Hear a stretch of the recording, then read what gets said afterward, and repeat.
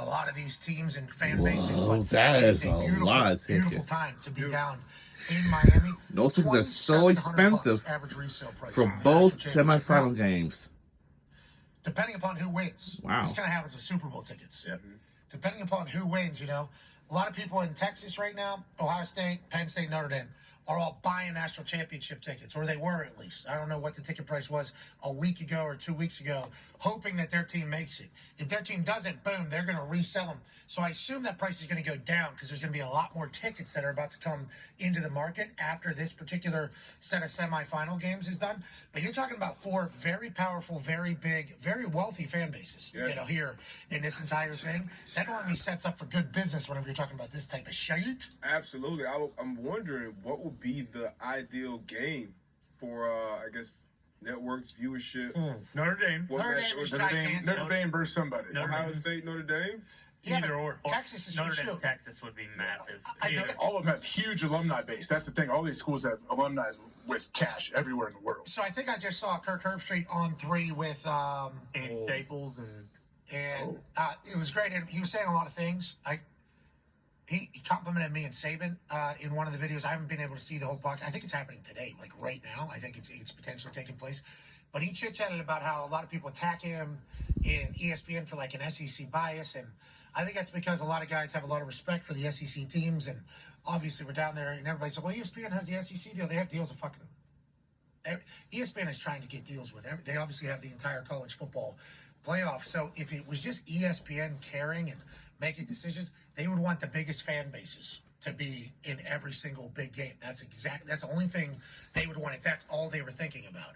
I think ESPN loves college ball. That's why they've invested so much. That's why people have invested their entire lives towards college ball. So I think whenever Kirk gets attacked for his SEC bias, even though he leaves out Tennessee and that thing, he takes it to heart because he just wants college ball to have its best in his eyes. Now, everybody has their own different eyes, and in this particular season, any team could have beat anybody. It really felt like that from the jump.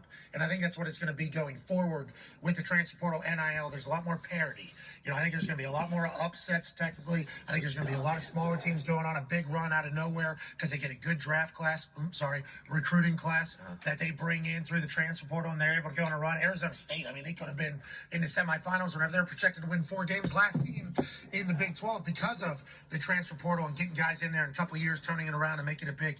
But it's like these 4 teams, if ESPN was to be projecting it, and it's only one SEC team, showing the SEC same team thing. Those two it's like these fan tickets for bases both for semifinal games is so it expensive. Penn State, obviously, all over the place. Notre Dame is the entire globe, pretty much. That's why the NBC deal has been its own. They have operated in a I would assume that Ohio State so long in big-time sport and big-time will business might face because against of how Notre big their fan Dame base at is. the Ohio national State, how many title. undergrad, AJ? But if Notre Dame wins 55K, against Penn State, I and think it's then even more this year. Notre I Dame think was it's closer go to on to the 60, national 70. title. If we look But it up for earlier. Ohio So you got a State lot of versus alumni of Texas, Ohio but State and the entire state of Ohio I would are assume Buckeye people. So it's like that Ohio that fan base is State huge. Anytime Ohio State is involved in anything, will eventually will beat massive. That the is just crap the fact of the matter. out of The the reason why I Texas know that is Longhorns because I had a chance to be in their this team world is where they're telling very the ratings, like extremely well, are they? tough. I don't know.